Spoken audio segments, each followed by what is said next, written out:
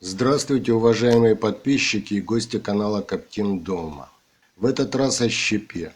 Рассмотрю ряд бытующих мнений, проанализирую аргументы за и против, определю бытующие заблуждения, на мой взгляд, предложу простой способ производства щепы в домашних условиях.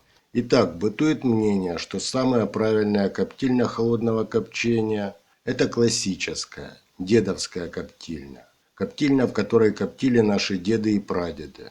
Даже пытаться оспаривать это утверждение не стану. Оборудование и технология проверены многими столетиями, и все это время развивались и достигли совершенства. Это мое убеждение, от этого и буду отталкиваться в рассуждениях. Конструкцию классической коптильни в сравнении с бытовыми современными пока не рассматриваю. Это тема одного из следующих видео. Сейчас о щепе. Бытует мнение, что коптить на хвойных и березе нельзя. Очевидно, это связано со значительным содержанием смол в древесине. Не вдаваясь в детали, принимаю это утверждение без испытаний, так как наши предки избегали коптить на этих древесинах. Хотя, насколько мне известно, в миксах иногда используют и можжевельник, и березу без коры. Думаю, в моей коптильне при использовании таких изысков смолы как испарятся в дымогенераторе, так и конденсируются в охладителе и уйдут в утиль. Вот только боюсь, охладитель быстрее заилится загустевшими смолами. Экспериментировать в этом направлении пока не планирую. А вот еще бытующее мнение. Для каждого продукта определенная щепа. С какого перепоя? Это та же история, что для каждого продукта определенные специи.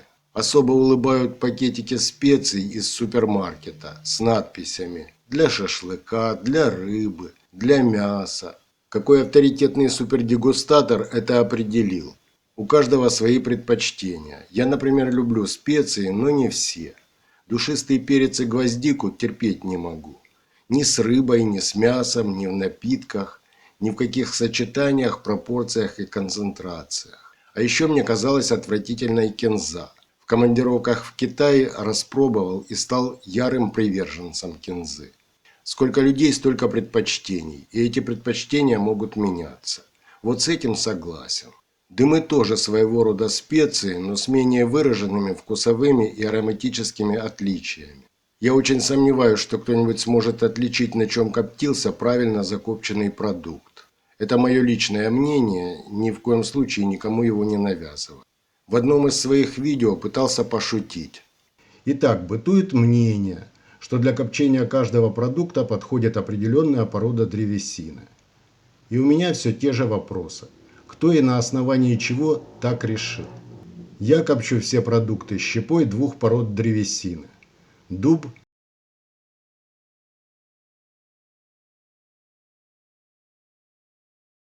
и ольха. Дуб придает продукту благородный привкус с коньячными нотками, а ольха дает цвет и аромат. Из щепы двух пород древесины делаю микс в пропорции 5 частей дуба на 3 части ольхи. Почему именно такая пропорция, объясню. На данный момент у меня есть щепа дуба и ольхи именно в таком количественном соотношении. В дальнейшем пропорция и состав, вероятно, будут меняться.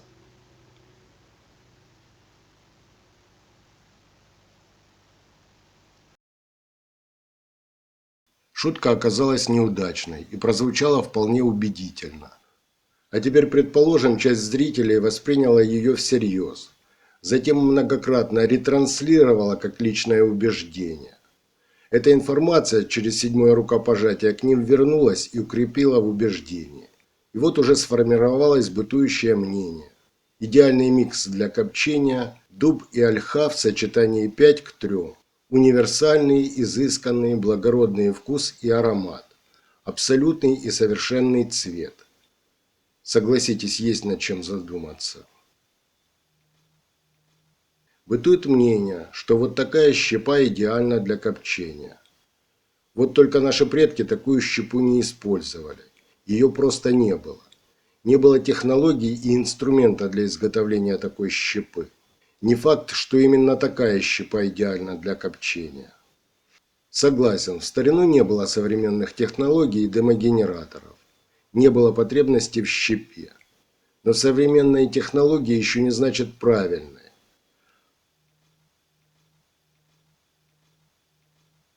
А полную несостоятельность предлагаемых в интернете эжекторных дымогенераторов обосновал, как мне кажется, достаточно аргументированно в одном из своих видео.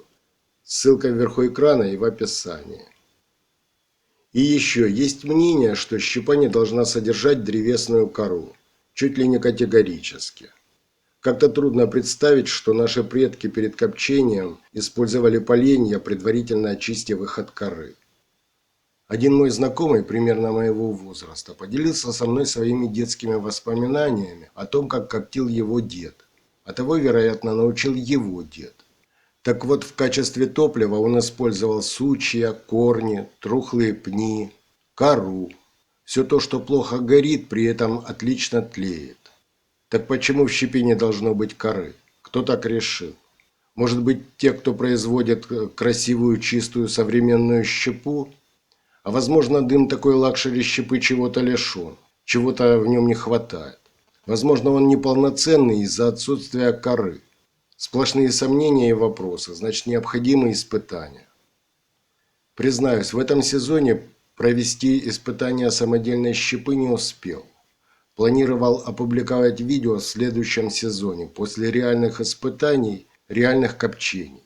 Подумал, впереди зима. Возможно, кому-то будут достаточны приведенные доводы для того, чтобы заготовить щепу зимой. Лично я этим и займусь долгими зимними вечерами. Весной некогда будет, вот увидите. Теперь приготовлю щепу. Прошлой осенью спилил 2 старых дерева, абрикос и грушу. Древесину использовал, а тонкие ветки остались. Планировал по весне спалить, хоть это и запрещено из соображений пожарной безопасности. А тут еще и война. Палить не стал. А вот теперь, возможно, пригодятся. Разумеется, это не все ветки. Их гораздо больше.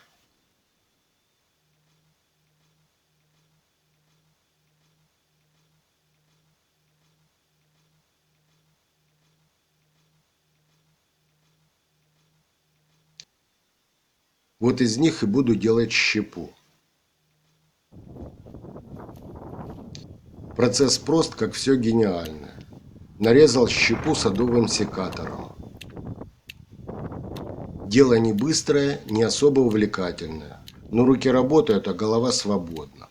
Можно что-то придумать, оценить перспективы, составить план, разработать процесс реализации, продумать детали до мелочей. И отложить проект в долгий ящик. Как показывает опыт, детально продуманное не реализуется. Скучно делать второй раз руками то, что уже однажды сделано в голове. Можно просто слушать музыку или смотреть мои видео, ставить лайки, подписываться, оставлять комментарии. Ах да, для этого нужны свободные руки. Тогда не надо. Во всяком случае, с лайками не спешите, досмотрите видео до конца. Думаю, дизлайки зашкалят. Ломаю стереотипы. И еще бонус. Секатор отличный кистевой эспандер. Можно подкачать мышцы предплечья. Правда, есть высокая вероятность натереть ладони. Да просто в сарае колю дрова. Но если не злоупотреблять, на процесс выделять полчаса-час каждый день, то за одну зиму можно нарезать щепы на несколько коптильных сезонов вперед. В результате получается вот такая щепа. Можно поиграться фракцией, использовать более или менее толстые ветки, нарезать их большей или меньшей длины. Я не заморачиваюсь. Нарезаю произвольной толщины до 15 мм и длины в пределах 10-20 мм. На этой щепе еще не коптил, но испытания, можно сказать, провел. Именно эту щепу использовал в видео «Коптильная камера проще простого». Получил обильный ароматный вкусный дым, устойчивое экзотермическое тление при низкой температуре. Нет даже намека на возможное затухание щепы. Форм-фактор исключает возможность зависания щепы. Все превосходно, на 99% уверен, что щепа идеально подойдет для копчения. Почему не на 100? Прошлой зимой, вниманию уважаемой аудитории, предложил теоретическую разработку конструкции коптильни в версии 2.3. На 100% был уверен в безупречности конструкции и рекомендовал ее к реализации. Весной, в результате испытаний, обнаружил досадный и неустранимый недостаток. Недостаток не столько существенный, насколько бесит. Пришлось пояснять, оправдываться, рекомендовать откат к версии 2.1.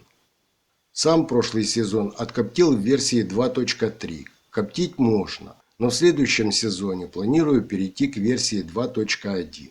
Благо модульная конструкция коптильни позволяет сделать это предельно просто. Вот вам и уверен на 100%. Еще один вариант щепы. У меня на участке произрастает вот такой кустик боярышника, метров 6-8 в высоту. Прошлой осенью проредил его. В общем, та же история, что с грушей и абрикосом. Остались ветки. Вот из них и сделаю щепу.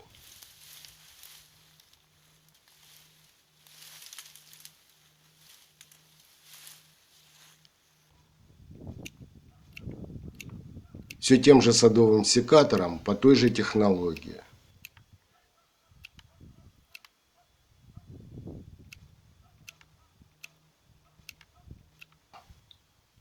Вот такая щепа получилась. А еще на днях обрезал виноград. Приготовлю щепу из лозы. Вот интересно, кто-нибудь коптил на лозе? Конечно, загуглил. Оказалось, коптили.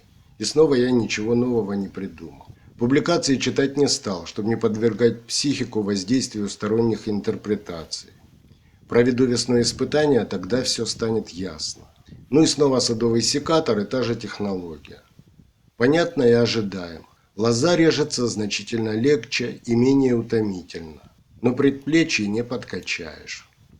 Если материал мягкий, значит менее плотный, более рыхлый. Значит и тлеть будет быстрее и объемный расход увеличится. То есть придется чаще наполнять дымогенератор. А значит перерывы в здоровом сне ночью мне гарантированы. Мой дымогенератор, доверху наполненный щепой, непрерывно функционирует от 8 до 10 часов. С чем связана такая разница во времени, особо не задумывался. Возможно, из-за разницы напряжений на турбине модуля эжекции, возможно, разная степень открытия крана забора воздуха, возможно, атмосферная температура, влажность, давление, или фаза Луны, или ретроградный Меркурий, да мало ли. А вот сейчас подумал, похоже, дело в плотности щепы. Коптил разной щепой, отсюда и разное время непрерывной работы дымогенератора. Логично. Ну да ладно. Получилась вот такая щепа. Пока нравится. А что из нее получится, посмотрим. В результате имею 3 вида щепы. Кому не нравится, ставьте дизлайки, а меня пока все устраивает. А для сторонников лакшери щепы у меня есть еще один вариант. К зиме мы уже заготовили дрова, дуб и ясень. Выбрал более-менее ровное поленце.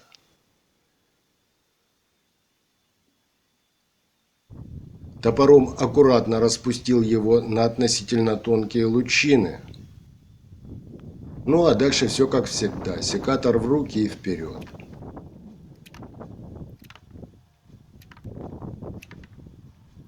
Щепа получается вот такая. Ничуть не хуже промышленной, и нащипать можно любую фракцию.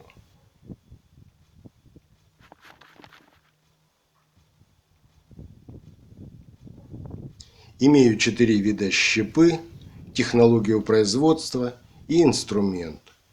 По ходу щепу больше не покупаю, хоть и не факт.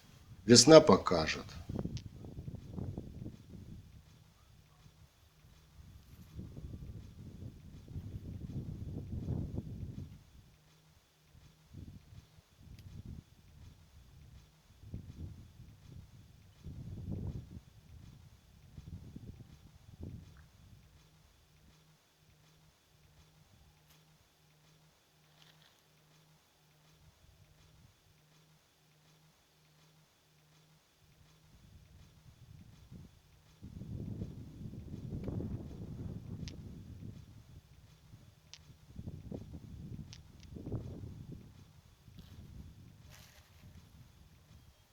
Резюмирую.